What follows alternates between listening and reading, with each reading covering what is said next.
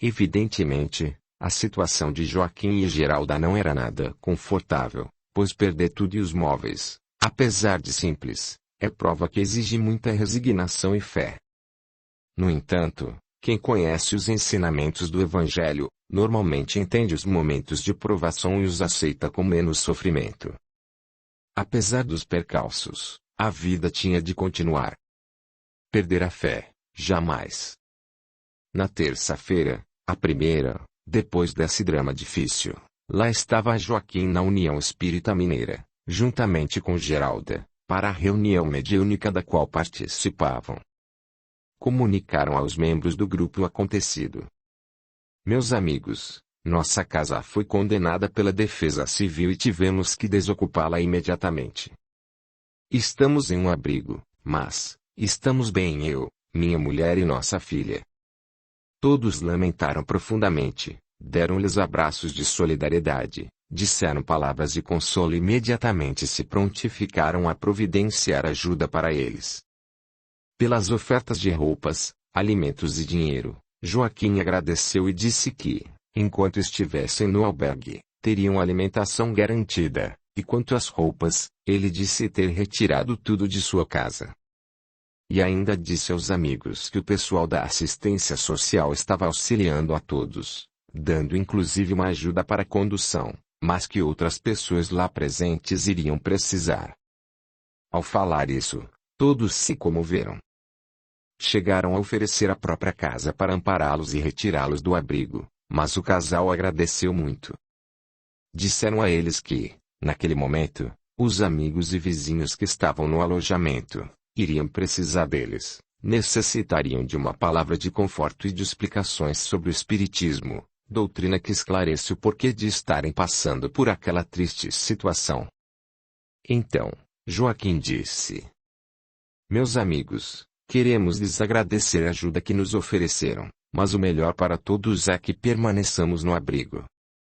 Aquelas pessoas precisam muito de nós. Não podemos abandoná-las, justamente neste momento. As palavras de Joaquim emocionaram a todos, levando-os às lágrimas, pela demonstração de solidariedade e amor ao próximo, mesmo diante da própria tragédia. O dirigente da reunião acrescentou: Está certo, Joaquim, após a tempestade vem a bonança, tudo vai melhorar. 30 dias morando no albergue, sem deixar de comparecer às reuniões na União Espírita Mineira. Certa manhã, chegou alguém ao abrigo, um senhor que eles não conheciam. Era o senhor Olavo Pires, que fazia parte do Serviço de Assistência Social do município. Senhor Olavo reuniu os albergados num salão onde havia muitas cadeiras e depois explicou que todos iriam receber uma casa nova, que ficava no conjunto da Coab. A vibração foi intensa, alegria geral. Chamando um pelo nome, eles foram recebendo a chave da casa e conduzidos ao transporte que os levaria ao local com tudo o que possuíam.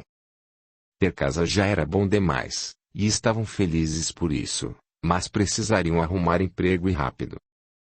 Afinal, tinham de providenciar alimento, e as despesas de casa não podiam esperar. Dinheiro pode não trazer felicidade, mas a falta dele traz muitas dificuldades. Joaquim saiu de casa à procura de um trabalho. O único trabalho que encontrou foi tirar terra de um barranco. Começou a trabalhar às 8 horas e, lá pelas 11, Joaquim já não aguentava mais. Largou o serviço e foi direto para casa. Chegou à sua casa passando muito mal, com o rosto todo avermelhado.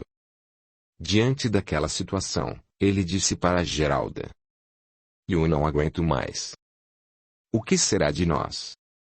A esposa, firme em sua fé, disse-lhe: Calma, Joaquim, Deus vai dar um jeito, Ele vai nos ajudar. Vai nos ajudar, como? Replicou ele desesperado. O que será de nós?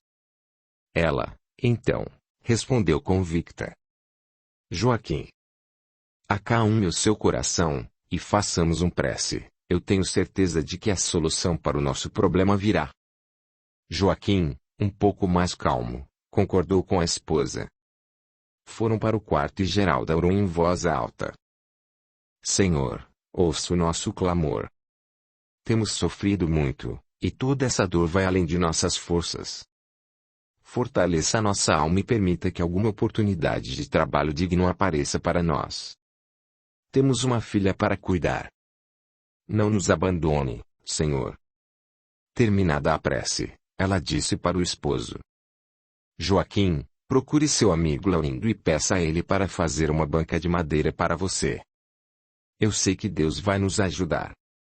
Você vai vender laranjas e ganhar muito mais do que ganhava, e o local é em um ponto de ônibus. Vai ser nossa redenção, tenha fé e tudo vai dar certo. Nós temos ainda 4,50. Isso dá para comprar uma caixa de laranjas. Pagaremos a banca com o lucro da venda das laranjas e logo, vai estar tudo bem. Eu tenho muita fé em Deus. Quando nos movemos pela força da fé, nada pode impedir que alcancemos nossos objetivos. E assim ele fez. Trabalhou no primeiro dia e se deu muito bem. No fim da jornada, tinha vendido todas as laranjas e obtido um bom lucro. Chegou a ficar empolgado e até a pensar em ficar rico. Um fato positivo serve de alavanca para o sucesso. Ele gera um pensamento positivo e este tem o poder de alimentar a fé e manter novas situações de sucesso. Porque aquele que já tem, mais se lhe dará e ele ficará em abundância, diz o Evangelho. Dinheiro chama dinheiro. É assim que a vida funciona. Quem teme perder, perde. Quem crê que vai ganhar, ganha, e assim por diante. A fé movimenta a realidade de cada um. Diante de todas as situações na vida, é bom lembrarmos que seremos provados em nossa fé e em nossa fidelidade a Deus. Naquele tempo, um vizinho de Joaquim tinha um comércio na rua onde ele montara sua barraca, só que aquele não ia tão bem quanto Joaquim, o que despertou sua inveja e gerou atitudes mesquinhas. E o fato de agora ver o concorrente vendendo bem, despertou-lhe a cobiça. Então, o vizinho foi procurá-lo, dizendo que aquele lote no qual Joaquim montara sua barraca, era dele e que deveria deixá-lo. Joaquim, não entendendo a atitude daquele homem, disse a ele que a sua barraca não estava em seu lote, mas sim na calçada, espaço que pertencia à prefeitura. No dia seguinte, o vizinho começou a fazer uma cerca no lote vago e passou arames por dentro da barraca, dizendo que uma parte dela estava dentro do lote dele. Quando os fregueses queriam comprar alguma coisa, o casal tinha de passar as mãos por cima dos arames farpados para atendê-los. As pessoas do ponto do ônibus, quase sempre as mesmas, testemunhavam a ignorância do vizinho e a violência verbal com que ele tratava o casal.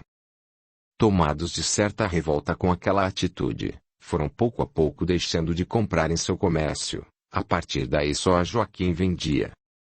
Na verdade, o vizinho não era dono do lote. Dia a dia, as vendas melhoravam, então Joaquim resolveu procurar o verdadeiro dono do imóvel. Assim que o encontrou, comprou dele. Chegando com a escritura, disse para seu vizinho: Meu amigo, desculpe, mas eu vou ter de tirar sua cerca de dentro de minha barraca. O vizinho, então, disse a Joaquim que ele não poderia fazer aquilo, e se o fizesse ele chamaria a polícia. Joaquim mostrou-lhe a escritura e falou: Leia o documento e veja quem é o verdadeiro proprietário do lote. Assim que terminou a leitura do documento, o vizinho saiu sem graça e nunca mais perturbou o casal. Por fim, a maldade acabou levando-o a ter de abandonar o negócio.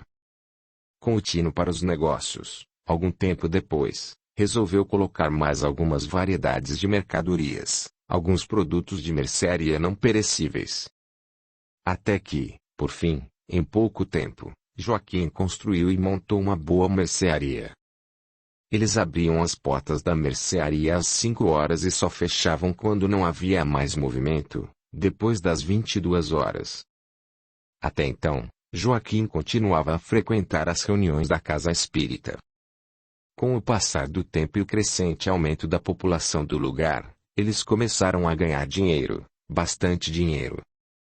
A maioria das pessoas gostava muito deles. Já possuíam recursos até para uma possível ampliação, essa ideia que ia fluindo em seus pensamentos. Já tinham recursos para comprar um carro e compraram. Pouco tempo depois, fizeram novas ampliações na mercearia. Joaquim e Geralda, que muitos sofreram antes desses dias gloriosos, eram muito humildes, atendiam todos com atenção. A vida os tornara assim. Por isso eram muito bem-quistos por todos. Também, pelas dificuldades que conheciam bem, jamais deixavam de servir os mais necessitados. A quem precisava realmente, eles vendiam fiado. Dificuldades às vezes são úteis, pois tornam a pessoa flexível e compreensível para com os problemas da vida. Eram também caridosos. Não havia uma só pessoa que fosse até eles pedindo alguma ajuda alimentícia que não fosse atendida. Entretanto, entusiasmado com o dinheiro que ganhava, Joaquim foi se afastando das reuniões, até abandoná-las por completo. Lembremo-nos do Evangelho de Jesus, que diz: Digo-vos, em verdade, que bem difícil é que um rico entre no reino dos céus. Capítulo 26. A cegueira espiritual. Joaquim levantava muito cedo, às 4 horas da manhã. Depois de refazer-se pelo descanso do corpo no sono noturno, permanecia empenhado em seu comércio até tarde da noite, todos os dias. Sair das dificuldades é maravilhoso. É óbvio que manter a situação era importante. Mas o homem é parte espiritual e parte material. Seu trabalho é mantido pelo corpo material, assim como as experiências e o prazer. Mas a fé, a capacidade administrativa e a visão de negócios vêm da inteligência, que é mantida pelo espírito. Joaquim se esquecera completamente de que a vida material deve existir em equilíbrio com a vida espiritual. A partir de certo ponto, quando as atitudes humanas ignoram a natureza espiritual de que se forma primordialmente, a inteligência começa a falhar e a queda é inevitável. Surgiu o medo de perder e isso restringiu-lhe o crédito. Haviam abandonado os estudos espirituais e, menos de 2 anos depois, já lutavam para não fechar as portas da mercearia. A primeira maré baixa de negócios foi fatal. Tendo investido tudo para edificar, esqueceu-se de guardar capital de giro. Perdeu o crédito e, ao fim, teve de vender o comércio e mudar-se com a família para uma cidade da Grande Belo Horizonte. Há certas dificuldades que vêm para salvar o homem de si mesmo e de suas arrogâncias e negligências no tocante às questões espirituais. Nessa cidade, Joaquim recomeçou a vida. Retomou as reuniões em uma casa espírita e, aos poucos, foi se reestruturando novamente. Já possuidor de alguma experiência em negócios, em pouco tempo sua situação financeira estava em alta. Sem abandonar as questões espirituais, em pouco tempo, ele reiniciava as atividades com o comércio. Pequeno, mas administrado com os pés no chão e a cabeça no lugar. Dessa vez, tinha tudo para dar certo. Com o dinheirinho que conseguira ganhar com pequenos negócios aqui e ali, comprou um carro. Tinha a intenção de se tomar comprador e vendedor de carros. Novamente tinha fé e, por isso, seus ideais se realizaram, pois a fé transporta montanhas. Deu certo na primeira vez, na segunda, na terceira e, assim, em pouco tempo, comprou um pequeno supermercado. Ele havia tomado gosto por negociar e sempre se dava bem. Estavam ganhando um bom dinheiro, mas com isso, infelizmente, se esqueciam de Deus e sempre decaíam. Novamente se viu envolvido pelo materialismo exagerado, e mais uma vez deixou a mente aberta para as influências obsessivas. Sua situação voltou a ficar ruim e sua decadência foi vertiginosa. A família, o comércio em queda, as finanças, tudo ia muito mal. Ficou endividado e novamente sem saída. Perdeu tudo o que conseguira produzir até ali, exceto o apartamento em que moravam, e um carro velho, que servia para o transporte da família. Venderam o comércio e algumas coisas, mas, mesmo assim, não conseguiram quitar tudo o que deviam. tinham que guardar uma parte, pois precisavam de ter algum dinheiro. Mais uma vez, aquela família chegou ao fundo do poço. Joaquim, então, falou em vender o apartamento, mas Geralda se opôs e assim iniciou-se uma discussão. Ao fim, ela saiu vencedora, argumentando que, por ele estar preso ao financiamento da Coab, não poderiam vendê-lo. Ela tinha razão. Do jeito que as coisas iam, o apartamento era uma segurança da qual ela, em sua visão mais madura, achava que não podiam abrir mão. Joaquim tinha espírito aventureiro. Desde menino, era atirado a iniciativas arrojadas. Fecharam o apartamento, entraram no carro e saíram mundo afora. Pareciam ter espírito de ciganos. Sem destino, mas com a ideia de ir para algum lugar onde o pouco dinheiro que tinham em mãos pudesse dar para começar alguma coisa a fim de garantir o pão de cada dia. Chegaram ao norte de Minas, passaram por João Pinheiro e Paracatu. A situação por ali não era favorável para eles, com o pouco dinheiro de que dispunham. Gastando e nada ganhando, era previsível que dali a pouco tempo estariam em apuros. Resolveram voltar. Na volta, passando por uma cidade chamada Felixlândia, decidiram dar uma parada para uma sondagem mais minuciosa. Quem sabe ali não haveria oportunidade de abrir um pequeno negócio. Com esse pensamento, Joaquim saiu a conversar aqui e ali e sempre atento ao que pudesse ser uma boa dica de negócio. Ouviu dizer que o negócio ali eram pedras de construção, e que com elas se podia ganhar um bom dinheiro. Era o que bastava para ele. Procurou mais informações sobre o negócio e ficou sabendo que o fracionamento de pedras era uma boa opção. Foi procurar os meios que lhe dessem alguma possibilidade de se estabelecer no ramo. Serraria de pedras era a sua ideia fixa. Com um pouco do dinheiro e boa conversa acabaram se estabelecendo. No interior, as coisas eram um pouco mais difíceis, e Geralda estava em sua quarta gravidez. Como suas gestações eram sempre de alto risco e em Felixlândia não havia centro de atendimento para esses casos, teria de ir todas as semanas a Belo Horizonte, a maternidade Odete Valadares, para fazer o pré-natal. Viu-se numa situação delicada. Precisava, mas não podia viajar assim tão constantemente. Em Belo Horizonte, sempre ficava na casa do seu sogro, pai de Joaquim, que morava com as filhas Abadia e Maria. Ela se sentia duplamente amargurada, pois queria voltar para a cidade em que havia morado, mas sempre tinha de voltar para Felixlândia. Às vezes, matava a saudade do passado olhando as inúmeras fotos que tinham. Estava muito infeliz com aquela condição de cigana. As dificuldades do lugar impediam a sua adaptação, e ela, por sua vez, resistia para não se adaptar mesmo. Ela tinha intenções claras de voltar. Não era só uma questão de gosto. Faltava tudo no lugar onde eles haviam se instalado. Se alguém quisesse comprar coisas simples, como frutas e carne, precisava ir até Curvelo.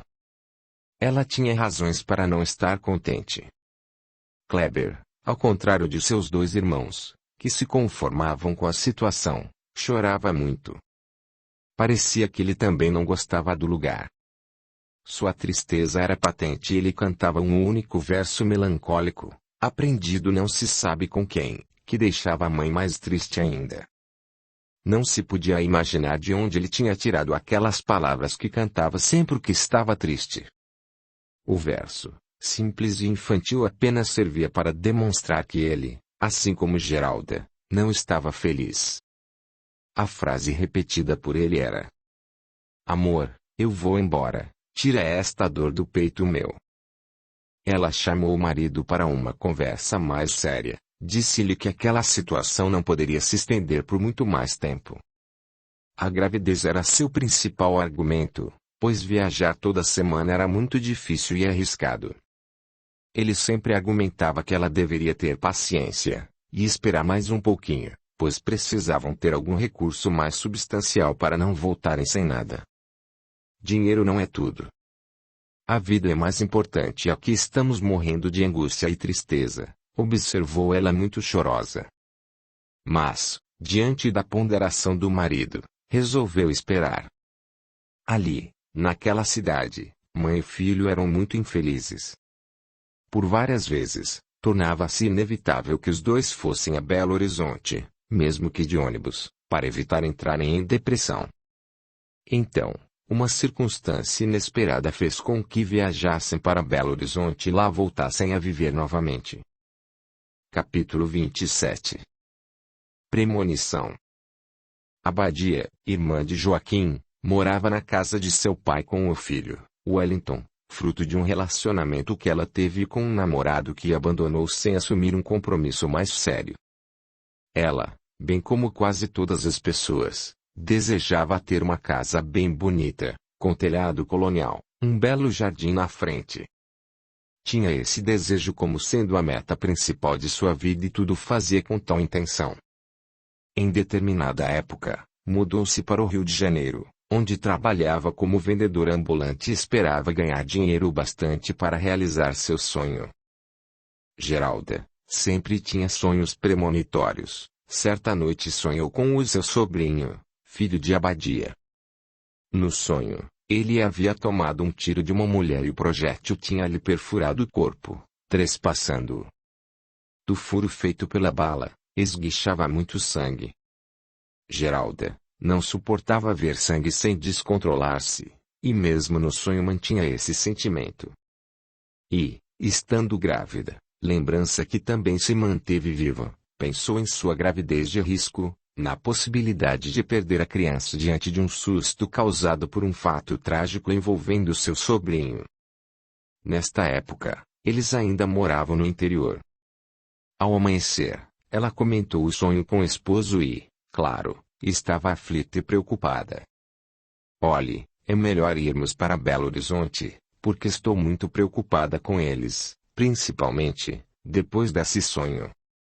Joaquim resolveu atender ao clamor de Geralda e, depois de arrumarem as coisas, entraram no carro. Joaquim acionou a chave, tentando dar a partida, porém o carro não funcionava. Geralda pressentiu que alguma coisa muito estranha estava acontecendo, parecia que algo estava querendo dizer a eles para não viajarem.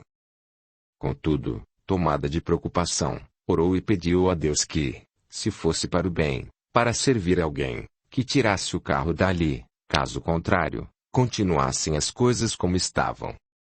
Joaquim, ao virar novamente a chave, fez o carro funcionar. Eles, então, seguiram viagem. Já era quase noite quando chegaram à capital. Nesta época Maria e Abadia moravam com o senhor Jerônimo. Pararam o carro, desceram e, chegando ao portão, bateram, pois estava trancado. Quando as cunhadas vieram abrir o portão, Geralda quase desmaiou. Ela viu Dona Aurora, mãe de Joaquim, que tinha desencarnado havia muitos anos.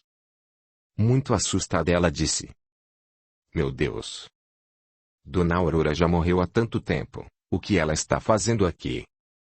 Aurora realmente estava lá, e isso fez com que Abadia sofresse uma transfiguração, assumindo a fisionomia dela. Entretanto, somente a médium estava em condições de ver tal cena.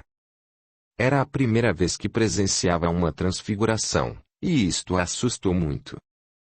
Todos ficaram apavorados com a reação de Geralda que, ao explicar o fato, deixou-os impressionados. Passado o susto, todos entraram. Alguns minutos depois as visitas perguntaram pelos vizinhos, afinal, nenhum deles tinha vindo recebê-los, o que era comum, sempre que um carro chegava à casa do senhor Jerônimo. Talvez fosse a novela, naquele horário. Na manhã seguinte, bem cedo, Maria acordou para fazer o almoço, costume comum entre as pessoas de vida mais simples que vão para o trabalho levando marmita. Neste dia, Maria se esqueceu que havia mais pessoas em casa e que ela deveria fazer uma maior quantidade de comida. Quando estava saindo para o trabalho, recomendou a Abadia: "Refogue mais arroz e ponha mais feijão para cozinhar." Naquele momento, Wellington, o filho de Abadia, saiu do quarto e, de maneira estranha, disse a todos: "Abadia morreu. Abadia morreu." um tanto assustada com as palavras do sobrinho Geralda, falou com ele de maneira bastante enérgica. Pare com isso, menino, isso não é coisa com que se brinque. Sua mãe está aqui. Pare com isto já. As palavras do menino assustaram ainda mais Geralda, pois ela não tinha falado com ninguém a respeito do sonho que tivera. Crélia, filha de Geralda, que conversava com Abadia, também achou aquela conversa muito estranha. Julgaram ser uma brincadeira muito sem graça. Nesse interim, alguém chamou ao portão. A voz era de mulher, uma voz desconhecida. Abadia foi ver quem era. Pode deixar que eu vejo quem é, falou ela se dirigindo à porta de saída. Abadia abriu o portão e a mulher se dirigiu a ela, em um tom não muito amistoso, perguntando: Você é Maria Abadia? Maria não. Eu sou apenas Abadia. Você pode me dar um copo d'água? Claro. Espere um instantinho só. Mal Abadia se virou, a mulher, tirando da bolsa um pequeno revólver, atirou nela pelas costas. O barulho foi ouvido dentro de casa. Geralda, que não sabia como era o barulho de um tiro, achou que o estampido pudesse ser o botijão de gás explodindo. Joaquim sabia que não. Em seguida ouviram-se os gritos de Abadia. Tal como Geralda antevira em sua premonição pelo sonho. Todos correram em direção ao portão. Abadia estava caída, o sangue esguichava como ela havia visto. O mal-estar que sentiu no sonho se repetiu.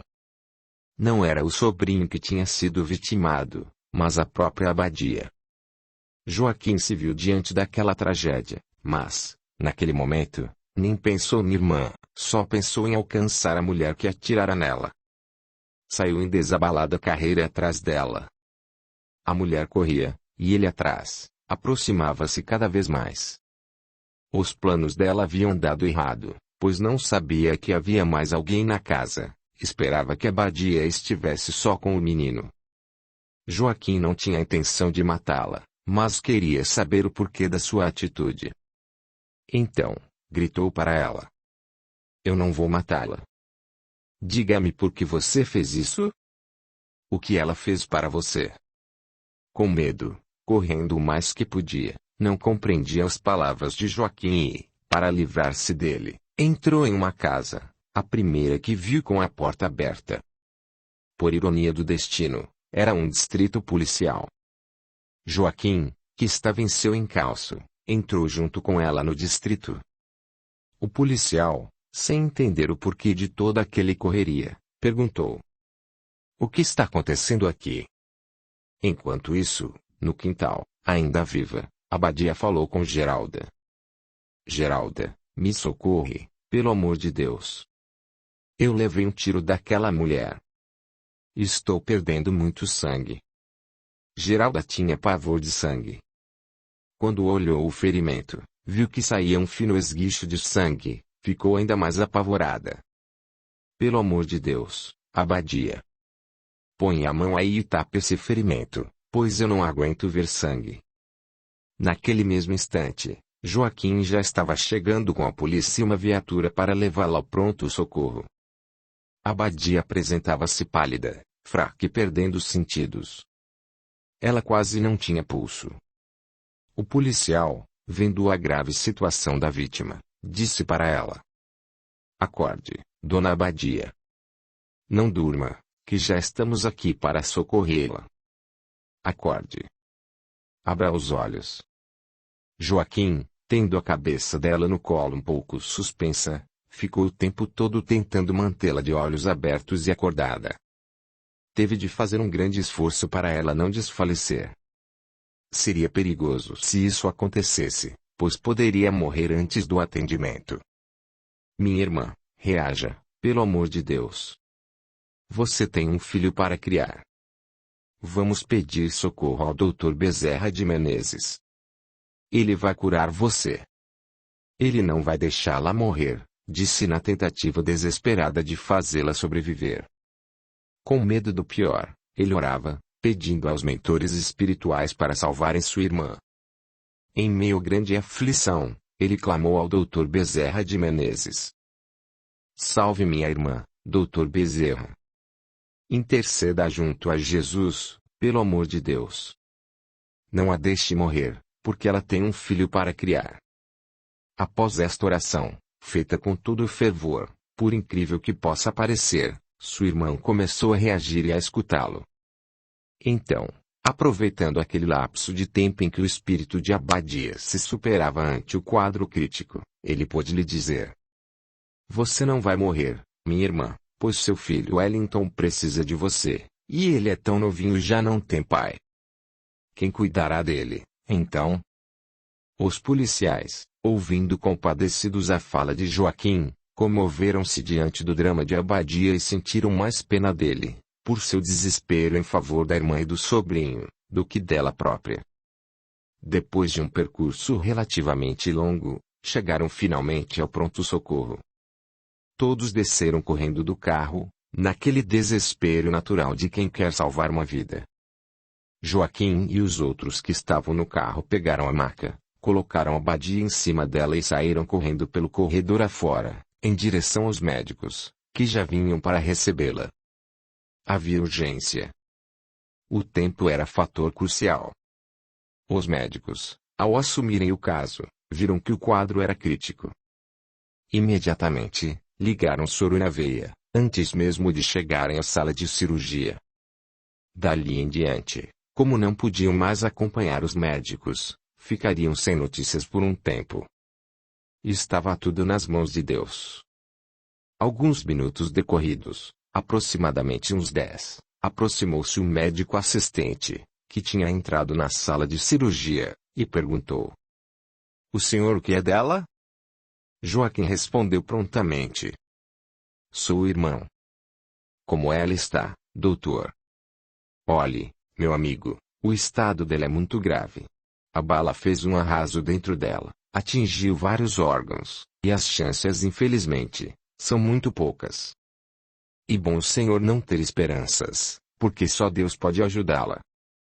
Joaquim, então, afirmou convicto: Doutor, eu tenho certeza de que o Dr. Bezerra de Menezes vai ajudar e ela vai se salvar. Eu sei que vai, por isso não vou perder as minhas esperanças. O médico olhou bem para Joaquim, com ares de estranheza, pois nunca tinha visto alguém falar com tanta esperança e fé.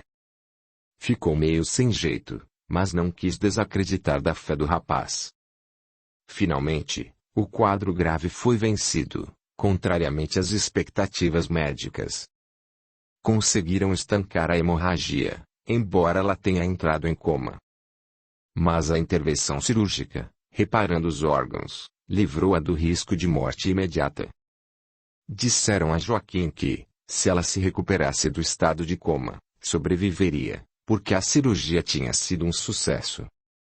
Todos oravam fervorosamente, principalmente Joaquim, que acreditava que Abadia havia recebido todo o amparo do Dr. Bezerra de Menezes. E, de fato, após 15 dias, ela voltou à consciência. Lentamente foi se recuperando quanto aos sentidos e à fala, e, enfim, tudo voltou ao normal. Apesar da gravidade do atentado, ela se recuperou e não ficou com nenhuma sequela. O motivo pelo qual sofrer aquele atentado estava relacionado a um de seus antigos namorados, que era casado, mas não revelou a verdade a Abadia. Sua esposa descobriu que eles haviam tido um caso e decidiu, então, matá-la para se vingar. Capítulo 28. A reencarnação de Dona Aurora, mãe de Joaquim. A doutrina espírita é muito esclarecedora quanto às realidades espirituais de cada um de nós, demonstrando que nos encontramos, durante os nossos sonhos, com nossos parentes, amigos e conhecidos que desencarnaram e que isso serve de consolo e alívio aos nossos corações saudosos. Esta é uma das razões pelas quais o Espiritismo é chamado doutrina consoladora. Audiolivro realizado pelo canal Surya Chand Audiobook. Certa noite, Geralda saiu em desdobramento e foi levada ao plano espiritual ao encontro de Dona Aurora. Oi, Sá. Era assim que ela tratava as pessoas e falou dessa forma para que Geralda não tivesse dúvida de que era ela. "E eu preciso muito falar com você." Em seguida perguntou. "Geralda, por que você se deita sem rezar?" Nessa hora, Geralda acordou assustada, chamou pelo marido que também estava dormindo e lhe disse: "Joaquim, eu sonhei com a sua mãe." "Eu também a vi", contou ele. Geralda, retomando o diálogo, acrescentou: "Ela me interpelou, cobrando o porquê de eu me deitar sem rezar e disse que quer falar comigo." Aceitando a sugestão de Aurora e crendo ser esse um caminho para que ela retornasse por via do sonho, após uma prece, fizeram a leitura do Evangelho segundo o Espiritismo, de Allan Kardec. Boas leituras realmente servem para harmonizar nossos lares e ainda nos colocam em contato com amigos espirituais que encontram ambiente próprio para a manifestação. Naquela mesma noite, Aurora voltou a fazer contato. "Geralda, minha filha, tenho visitado seus filhos. São todos muito bonitos, mas meu filho Joaquim não merece o que tem." Assustada com as palavras da sogra, Geralda respondeu: "Não, dona Aurora. Ele tem melhorado muito." A sogra redarguiu: "Eu sei, mas se Joaquim tem o que tem, que agradeça a você." "Geralda, eu vou reencarnar em um meio de muita fartura. Eu, que passei muita fome na minha reencarnação passada. Naquele tempo, as coisas eram muito mais difíceis e ninguém na minha família tinha a mínima condição de ao menos fazer uma refeição decente. Tanto que eu sonhei com isso que certamente será motivo de muito reconhecimento e valor para mim. Tudo pela graça de Deus. Acho maravilhoso que vocês tenham uma casinha bem arrumadinha e não passem privações. Deus seja louvado. Vou reencarnar em um corpo de homem e não vou passar mais fome. Isso me bastará." Nesse instante, Geralda lhe perguntou se ela sabia onde iria reencarnar, ao que prontamente respondeu não ter permissão para revelar. Geralda ficou triste com a resposta e um pouco decepcionada, pois esperava que ela dissesse que seria na família, bem próximo deles. Dona Aurora, nesse momento, despediu-se de Geralda, mandando abraços e dizendo que todos ficassem com Deus e, por fim, disse que era a última vez que se encontravam, pois a reencarnação deveria acontecer em breves dias. Sentadas na relva verde, coberta de pequenas folhas amarelas, que produzia encantamento e tranquilidade, ambas se levantaram para a despedida e, para surpresa delas, o campo parecia transformar-se em um milharal completamente crescido e com as espigas bem novinhas, fazendo do lugar uma verdadeira e encantadora expressão da natureza divina, bela e produtiva. Era uma manifestação de amor revelando a abundância que vem do alto. Entendendo a mensagem, Geralda chorou de emoção. Ao despertar do sono, ficou aquela impressão incrível de felicidade e beleza que lhe provocava comoventes lágrimas, ao lembrar a cena. Estando próxima de alguém da família, todos queriam que ela repetisse o que vira. Para as crianças, então, era uma novidade encantadora. Ela era obrigada a repetir frequentemente a mesma história para eles. Quanto a Joaquim, embora também tivesse tido contato com a mãe, ela ficou distante e não chegaram a conversar, como aconteceu com a nora. A época em que aconteceu o contato de Aurora, com Geralda, esta, ainda não havia engravidado, fato que ocorreu dias após, onde levou Geralda a pensar que o filho que vinha nascer pudesse ser a reencarnação de Dona Aurora. As gestações de Geralda costumavam ser de risco e os partos eram antecipados. Dessa vez, ao completar 8 meses de gestação, entrou em trabalho de parto e, diferentemente da vez anterior, deu à luz um menino. Nasceu um pouco menor do que o normal, fraquinho, tendo de ser submetido a acompanhamento médico. Ficou na incubadora, principalmente por conta de dificuldades respiratórias e precisou usar respirador artificial. Chegaram a pensar que não sobreviveria. Apesar das circunstâncias, Geralda não perdeu a fé em Deus e, mesmo não estando o bebê totalmente bom, recebeu alta. Geralda queria, logo que fosse possível, levá-lo para um tratamento com uma médium curadora, que o assistisse intercedendo junto aos céus para que ele tivesse plena saúde. Segundo a médium, dentro de mais ou menos um mês, o menino ficaria bom e aquilo passaria. Geralda não confiou totalmente.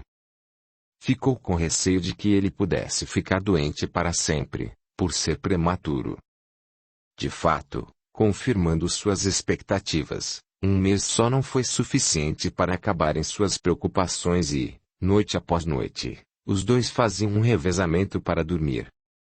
Enquanto um descansava, o outro ficava atento com a bombinha de inalação para aliviar as crises respiratórias da criança. Certo pessimismo tomava conta de todos. Havia quem pensasse que ele não sobreviveria e que a qualquer momento de crise pudesse vir a desencanar nos braços da própria mãe. Ela, no entanto, dizia que ele iria ficar bom e repetia constantemente: "Ele não vai morrer, pois Deus não vai deixar isso acontecer." Mãe é mãe, e talvez por isso mesmo, a luta daquela criança para ficar viva era um exemplo vivo de persistência, pois, apesar de fraquinha, ela teimava em viver, mesmo contrariando os prognósticos. Todos percebiam isso e cada vez mais valorizavam a vida. Geralda parecia bem mais velha, tal era o sacrifício que fazia pela vida da criança, que em outras circunstâncias talvez tivesse desencanado. No caso dele, foi a misericórdia divina que a livrou de perder mais um filho. Refletindo um pouco mais, nossos pensamentos nos levam a muitos lares pobres, cujas condições são menos favoráveis que as de Geralda e Joaquim. Muitos pais, por falta de conhecimento espiritual, não conseguem ter a fé necessária, a persistência exigida para uma situação mais grave e acabam, sob o manto da tristeza, por perder vidas infantis. Há também situações em que as crianças são internadas em hospitais públicos e nem sempre podem receber amor e afeto comum que Geralda dispensava a seu filho. Naqueles tempos, quando as crianças e os idosos ficavam internados, não era permitido que eles tivessem acompanhantes. Hoje, os acompanhantes são obrigatórios. Isso é progresso, graças a Deus. Pela graça de Deus, eles conseguiram superar as muitas dificuldades e, por absoluta abnegação, a criança sobreviveu e hoje é um forte e saudável jovem, causa de muitas alegrias no lar. Continuava a suspeita de Geralda, por causa do sonho, que aquele menino fosse a reencarnação de Dona Aurora, pois, de fato, ele tinha muitas de suas características. Interessante notar como aqueles cabelos encaracolados eram exatamente como a Aurora desejava ter os seus, que eram muito lisos. Outra característica pessoal dela era a de estar atenta a todas as situações, não deixando nada passar de liso. Tinha inteligência e atenção extremamente aguçadas, que o menino também demonstrava ter. As pessoas que haviam conhecido Dona Aurora, ao chegar perto do jovem, diziam que ele tinha todo o jeito dela. Desde aquele último sonho, antes de um menino nascer, Aurora não se manifestara mais. Clério, este era o nome do rapaz, em tudo fazia lembrar a avó, inclusive no jeito de se alimentar. A mão de Deus o enviara, permitindo que se esquecesse do passado, para ter uma nova oportunidade de recomeçar. Capítulo 29.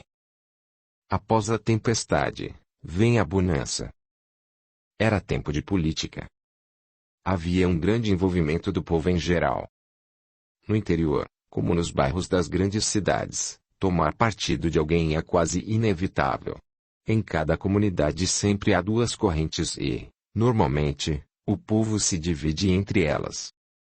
Ismael, o irmão mais novo de Joaquim, resolveu entrar na ISEULDNURSNDIPLISPI com acento agudo RITURNST o grau Celsius e com acento agudo, XW traço. Política. Queria apoiar-se no bom nome do irmão, conceito este, construído principalmente durante o período de uma terrível enchente, quando ele se desdobrou para ajudar as pessoas. A ideia partiu da própria comunidade onde moravam, que achava que, se Joaquim apoiasse Ismael, ele certamente seria eleito vereador. O rapaz empolgou-se desde o primeiro momento e chegou a prometer que, se eleito, ajudaria na construção de um grupo espírita, bem como na construção de uma creche, sonhos que Joaquim sempre desejou realizar. Ismael era hábil no trato político, tinha lábia, e as pessoas confiavam nele, inclusive Joaquim, que em nenhum momento pensou que aquela promessa não seria concretizada. Político, quando promete alguma coisa, jamais pense em tirar do próprio bolso ou angariar recursos com a comunidade. O que ele pensa normalmente é arrumar um jeito de conseguir verbas das quais possa tirar proveito em seu próprio favor. A ingenuidade de Joaquim o levou a apoiar o irmão em sua intenção, afinal, poderia ter a casa espírita construída e ainda a creche com que tanto sonhara. Tudo o que tinha, ele investiu na campanha para eleger o irmão. Deu certo. Ele foi realmente eleito. Mas o que havia prometido ficou só na promessa. Não se empenhou para a construção da casa espírita nem da creche, bem ao estilo da maioria dos políticos brasileiros, que, com raras exceções, é realmente comprometida com os eleitores. A falta de palavra do irmão, a promessa não cumprida, o dinheiro gasto na campanha, tudo isso acabou servindo de problema para Joaquim, que nesse momento se encontrava em total dedicação à causa espírita e tinha prometido aos irmãos da casa espírita a ajuda que receberia quando seu irmão chegasse ao poder. Viu-se abatido diante dos companheiros da doutrina. Como estivera o tempo todo comprometido com a campanha e nisso tinha investido todos os recursos que possuía, não lhe restou alternativa a não ser ir procurar o irmão, em busca de ressarcimento do investimento que havia feito para sua eleição. Não esperava nada mais que o retomo do próprio dinheiro investido. Com relutância e má vontade, o irmão acabou devolvendo uma pequena parte, ficando assim a maior parte do seu investimento sem o devido ressarcimento. Apesar de tudo, o dinheiro veio em boa hora. Não seria suficiente para construir a casa espírita, muito menos a creche, mas já dava para começar. Então Joaquim repassou dinheiro ao tesoureiro do grupo espírita que frequentava. Certa noite, em uma reunião, Joaquim teve a visão desse um grande hospital, mas não era no local onde estava funcionando a casa espírita, era em outro lugar. Algum tempo depois, exatamente no local que Joaquim tinha visto por meio da clarividência, a prefeitura doou um terreno para o grupo espírita construir a sua sede própria.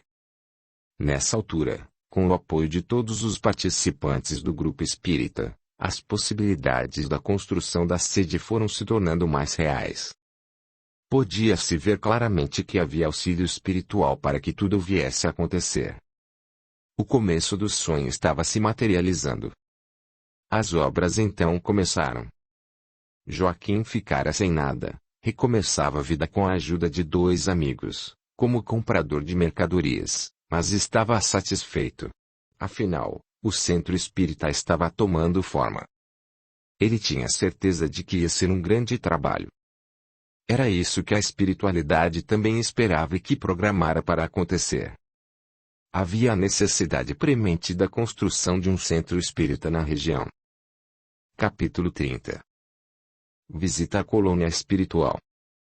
O tempo passou e as coisas foram voltando ao seu curso normal. Alguns anos depois, Joaquim se fez presente no movimento espírita de maneira mais assídua e efetiva. Foi conduzido pelos companheiros de doutrina à presidência do Conselho Regional Espírita, que abrangia uma região composta de 36 cidades, nas quais contavam 58 casas espíritas. Estando próximo de terminar o seu mandato no Conselho Regional Espírita, certa noite, teve um desdobramento em sonho e, saindo do corpo físico, foi transportado a uma colônia espiritual. Ao chegar a tal lugar, teve uma enorme surpresa. Havia uma grande quantidade de crianças desfilando, cada uma delas carregando uma bandeira que tinha o nome Jesus. Joaquim volitava e o fazia a uma velocidade incrível. Deliciava-se com aquilo. Passando sobre a procissão, vendo aquela quantidade enorme de crianças, pensou consigo: puxa vida! Nunca, em toda a minha vida, Eu vi tantas crianças reunidas em um só lugar. Quantas serão?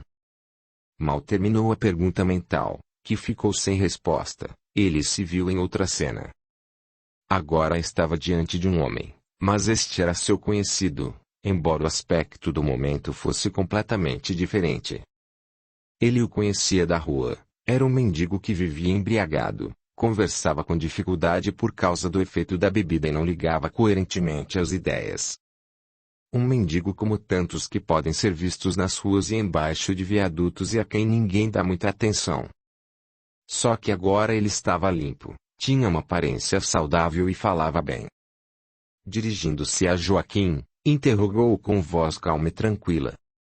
Meu irmão, como foi a sua morte? Este, tomado de um susto incalculável, protestou. Eu não estou morto. Você está morto, sim, Joaquim.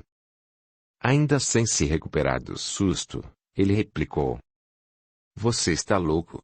Estou vivo. O mendigo voltou a dizer. Você está morto. Aqui só vem gente que já morreu. Ele retrucou novamente. Senhor, siga-me, que eu vou levá-lo para onde está o meu corpo e você verá que não estou morto. E apenas um sonho, um desdobramento. E, tomando aquele homem pela mão, puxou-o em direção a uma casa velha. Volitando rapidamente, chegaram ao local, tendo em volta uma planície verdejante. Entraram na casa, dirigiram-se até o quarto, onde encontraram um corpo coberto. Ao levantar o lençol, Joaquim quase desmaiou de tanto susto. O corpo que estava ali não era o seu e, sim, o de sua irmã Abadia. Ainda confuso, sem saber se estava realmente morto ou não, ele viu novamente o cenário mudar e agora se encontrava num lugar muito parecido com a região hospitalar da cidade de Belo Horizonte, a qual conhecia bem. Algumas coisas estavam diferentes e ele não sabia por quê. Mas logo percebeu que se tratava de um lugar parecido. A rua era larga e extensa, cheia de gente, caminhando, indo e vindo, mas não havia nenhum ruído. Havia um silêncio profundo naquele lugar. Repercutiram-lhe nos ouvidos, pesadamente, as palavras daquele que conhecera como mendigo. Você está morto, e aquilo ficou soando repetidas vezes, deixando-o atordoado. As pessoas não conversavam, aquela era uma situação indefinível e que lhe causava muita aflição.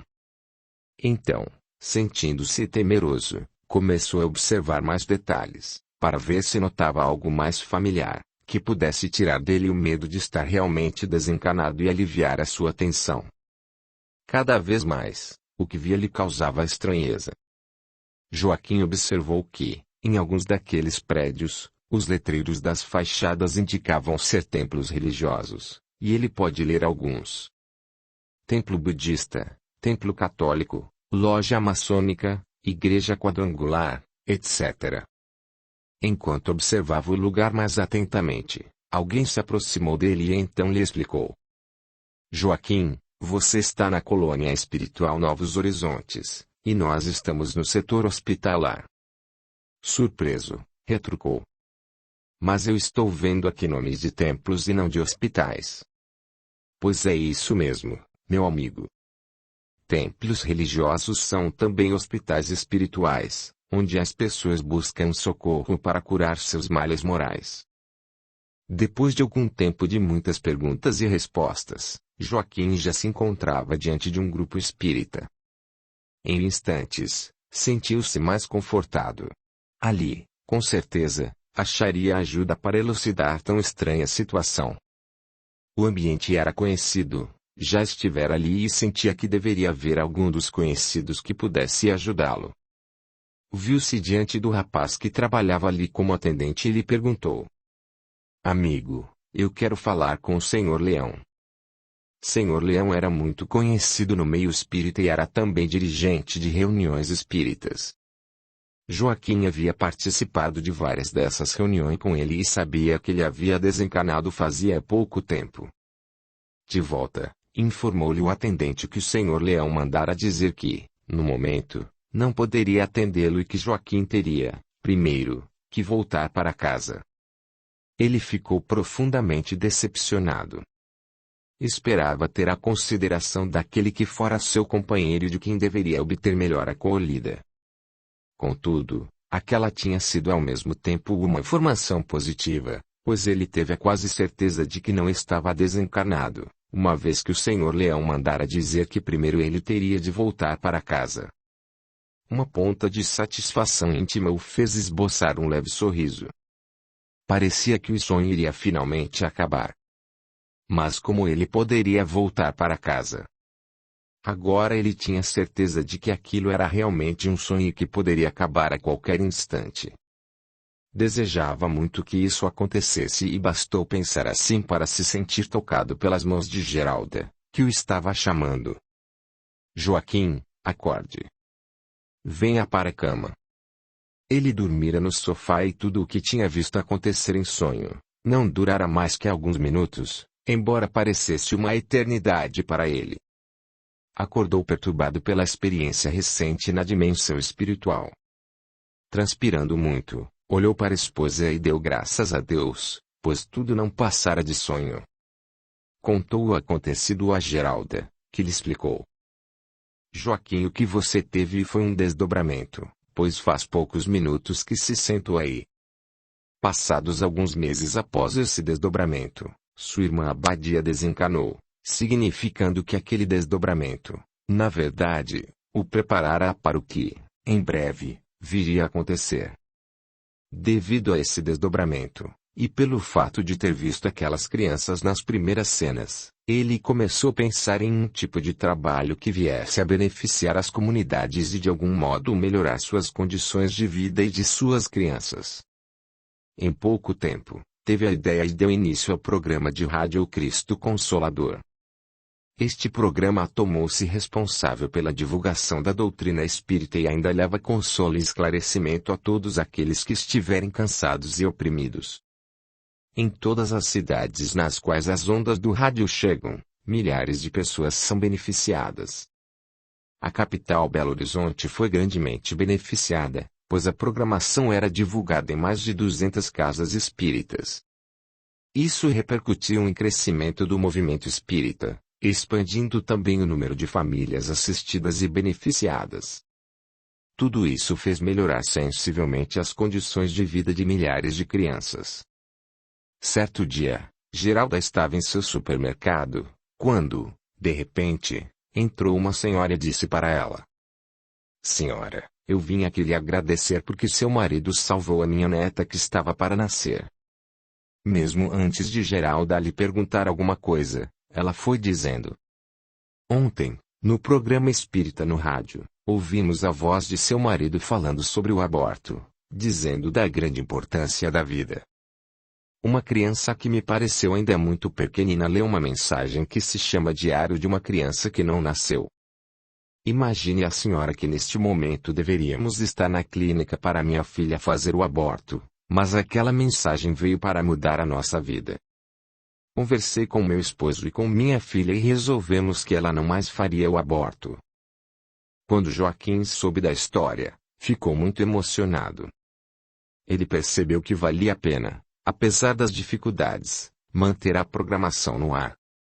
A mensagem era narrada por sua filha de 7 anos de idade. Aquela voz meiga de criança tocava profundamente os corações, todos que a ouviam choravam de emoção. A mensagem que aquela senhora ouviu foi a seguinte: 5 de outubro. Hoje teve início a minha vida. Papai e mamãe não sabem. Eu sou menor que um alfinete, contudo, sou um ser individual. Todas as minhas características físicas e psíquicas já estão determinadas. Terei os olhos de papai e os cabelos castanhos ondulados da mamãe. E isso também é certo. Eu sou uma menina. 19 de outubro. Hoje começa a abertura de minha boca. Dentro de um ano poderei sorrir, quando meus pais se inclinarem sobre meu berço. A minha primeira palavra será mamãe. Seria verdadeiramente ridículo afirmar que eu sou somente uma parte de minha mãe.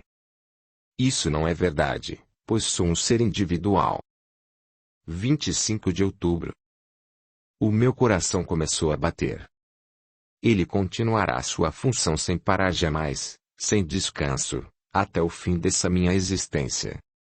De fato, é isso uma grande dádiva de Deus. 2 de novembro.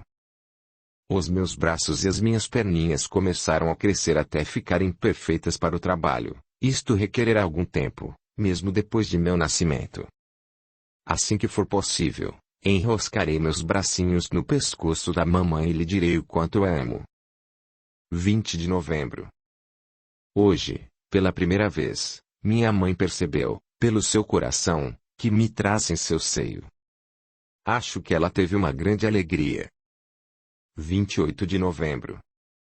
Todos os meus órgãos estão completamente formados. Eu sou muito grande. 2 de dezembro. Logo mais poderei ver, porém, meus olhos ainda estão costurados com um fio. Luz, cor, flores. Como deve ser magnífico. Sobretudo, enche-me de alegria o pensamento de que deverei ver minha mãe. Oh! Se não tivesse que esperar tanto tempo. Faltam ainda mais de 6 meses. 12 de dezembro. Crescem meus cabelos e as sobrancelhas. Já imagino como minha mãe ficará contente com a sua filhinha. 24 de dezembro. O meu coraçãozinho está pronto. Deve haver crianças que nascem com o coração defeituoso. Neste caso, precisam sujeitar-se a delicada cirurgia para corrigir o defeito. Graças a Deus, o meu coração não tem nenhuma anomalia e serei uma menina cheia de vida e forças. Todos ficarão alegres com meu nascimento. 28 de dezembro. Hoje minha mãe amanheceu diferente, está um pouco angustiada. Mas uma coisa é certa. Nós vamos sair para um passeio. Creio que ela quer se distrair um pouco, talvez comprar roupinhas para mim. E isso mesmo, estamos saindo para algum lugar. E acho que estamos entrando em uma clínica. Deve ser para checar se a minha saúde vai bem. Que ótimo!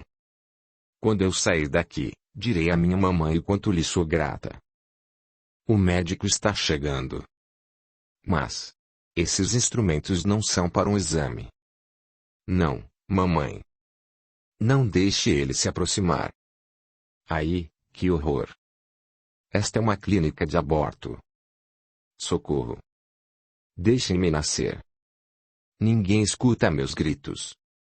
E meus sonhos de felicidade. Minha vontade de ver a luz, as flores, as cores. Tudo acabado. Sim. Hoje. Hoje minha mãe me assassinou. A história é dramática e triste, mas, infelizmente, se repete diariamente nas clínicas de aborto do nosso país ou mesmo são feitos nas residências de pessoas que se sustentam com o dinheiro ganho com o sangue de vítimas indefesas. Hoje já não se pode mais alegar que o feto não é um ser individual, distinto da mãe, pois a ciência afirma o contrário todos os dias. Assim, tanto quem pratica o aborto quanto quem o consente deverá responder perante as leis divinas sobre esse crime. Pensemos nisso. Capítulo 31. Ideoplastia. Houve um tempo em que Geralda tinha seus sonhos premonitórios com mais frequência, e ultimamente eles estavam acontecendo quase todas as noites. Na terça-feira que antecedia a reunião no centro espírita em que frequentava, ela sonhou com a abadia. No sonho viu a cunhada em uma construção que estava em andamento, cuja laje caiu sobre sua cabeça, esmagando-a. Chegou a quarta-feira, dia em que a reunião de desobsessão acontecia. Durante a sessão, manifestou-se certa entidade por intermédio de Joaquim. Essa entidade falava muito em Jesus, embora seu comunicado tivesse pouco conteúdo realmente significativo. Era mais palavrório do que ensinamento espiritual. Outro espírito, manifestando-se por intermédio de Geralda, revelou que aquela entidade que se manifestara há pouco, era mistificadora e, portanto, suas palavras não eram verdadeiras. Apontava para o médium Joaquim como sendo alguém necessitando de orações. Achando-se ainda presente, o espírito tentou justificar-se, dizendo algumas palavras, mas logo caiu em contradição e acabou confessando-se arrependido de suas tentativas de enganar os presentes, o que ocorreu em meio a prantos e soluços. O doutrinador da reunião, após dirigir algumas palavras esclarecedoras ao espírito comunicante, convidou-o a permanecer na reunião e, posteriormente, frequentar as reuniões de estudo, que poderiam ser de grande valia para ele. O espírito manifestante concordou, terminando assim, de forma satisfatória, os trabalhos de ajuda espiritual daquela noite. Nessa mesma noite, após a reunião, Geralda teve uma nova visão. Nela se viu entrando em um hospital de pronto-socorro, e depois viu que Joaquim estava sendo conduzido em uma ambulância. Ele estava deitado numa maca e recebia soro. Ela era acompanhante dele no itinerário que o levaria ao hospital do pronto-socorro central da capital. A visão se transportou para uma sala de cirurgia e lá, ela viu vários médicos reunidos em torno do marido, concentradores em sua perna direita. Eles o operavam. Embora não houvesse tido a visão do que acontecera com a perna, podia deduzir que era alguma coisa muito grave. Viu ainda que, após o término da cirurgia, os médicos falavam de um encaminhamento para um hospital ortopédico e que ele precisaria de muitas sessões de fisioterapia para poder voltar a andar. Ouviu um deles comentar que Joaquim necessitaria de ajuda extra para uma recuperação completa. Despertando da visão que tivera, ela teve a nítida sensação de que algo grave talvez estivesse por acontecer com o companheiro, e que ele certamente iria precisar de muitas orações.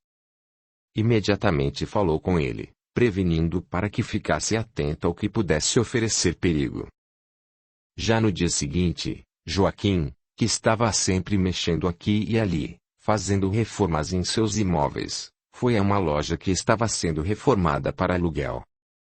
Ao chegar lá, percebeu que o pedreiro estava tendo dificuldades, então subiu em uma escada para ajudá-lo.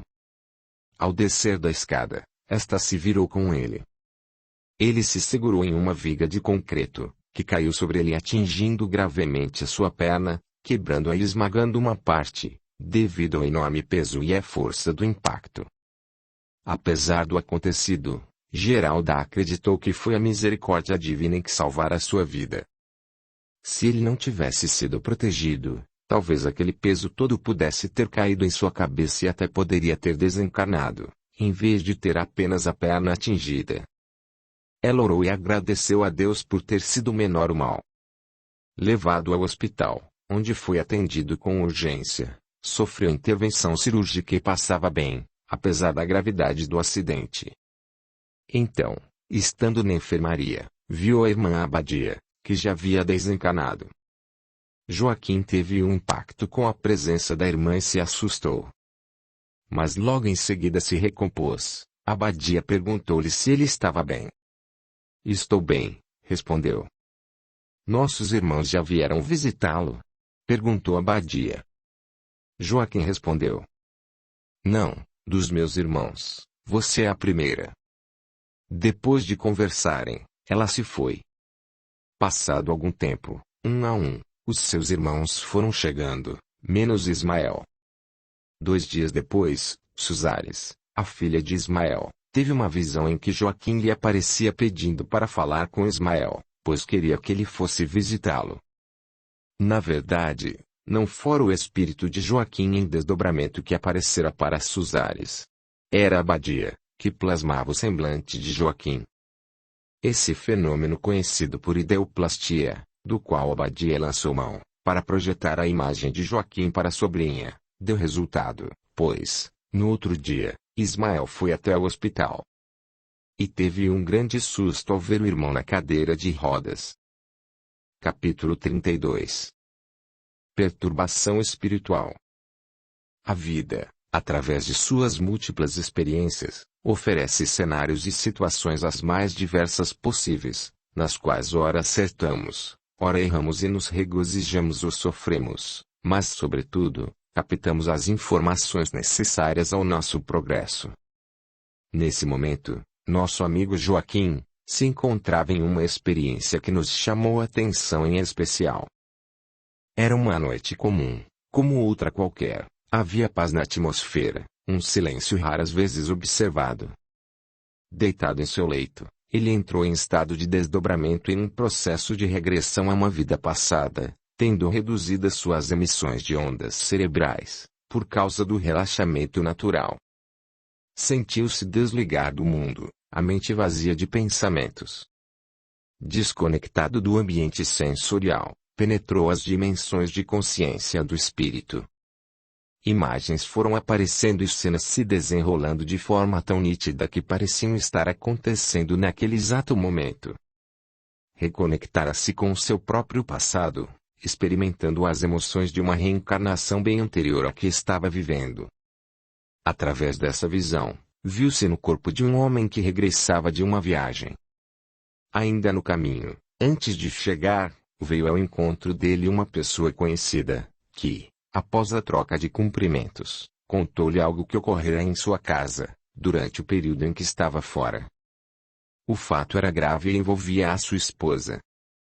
Um de seus irmãos, que tal pessoa identificou, fora até sua casa na sua ausência e, sob forte coação física e moral, violentara a sua esposa. A informação tinha o peso de uma bomba caindo sobre sua cabeça, uma dor lancinante invadiu sua alma. Não era possível distinguir em tal sentimento, se havia mais ódio ou desejo de matar o desgraçado que havia feito aquilo. O pensamento fervilhava em velocidade incrível. Tentando organizar as ideias, ele respirou fundo e silenciou. O ato absurdo e inominável estava em julgamento, e o seu praticante estava sendo condenado à morte por ele. Tamanho era seu ódio, pareceu anestesiado. Estava frio, impassível, a face, porém, ficou branca, descorada, como normalmente ficamos no momento em que levamos um choque. Ouviu tudo em silêncio, despediu-se da pessoa e continuou o trajeto em direção à sua casa. Amava sua mulher e queria urgentemente revê-la. Ansiava por adentrar aquela porta e ouvir tudo dela própria. Ela, contudo, com medo do que poderia acontecer, silenciou. Joaquim, todavia, percebeu sua fisionomia abatida e sua falta de espontaneidade ao conversar com ele. Ela nada a fizera de errado, mas temia que, por ter sido violentada, fosse rejeitada por ele. Não sabia, enfim, o que ele poderia pensar. Ambos se sentiam diferentes.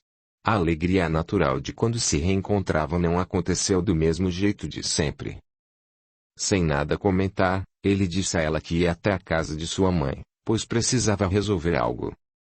Com medo do desfecho, deduzindo que ele já soubesse do acontecido, ela reagiu imediatamente. Eu irei com você. Joaquim, surpreendido com a decisão da esposa, fixou nela o olhar penetrante e decidido lhe disse. Você não pode ir. Se for, vai atrapalhar os meus planos. Fique aqui. Isto é coisa que eu tenho de resolver sozinho, de homem para homem.